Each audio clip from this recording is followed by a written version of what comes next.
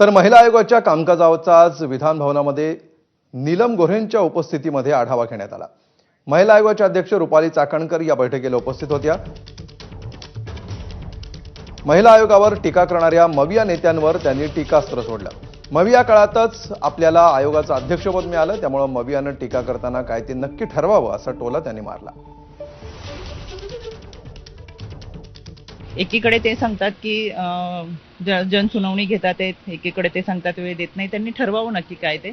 दुसरी गोष्ट, माझ्या अगोदरच्या जितक्या काही अध्यक्ष होत्या, मी 8वे अध्यक्ष आहे, या सगळ्या अध्यक्ष पक्षाच्या पदावर असताना आयोगाचे अध्यक्ष झालेले आहेत।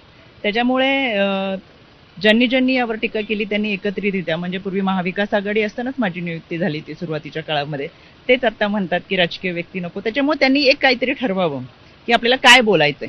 त्याच्यामुळे सत्तेत असताना एक मानसिकता आणि विरोधात गेली की दुसरी मानसिकता, हे लोकांना सुद्धा समजतं, ते पटत नाही।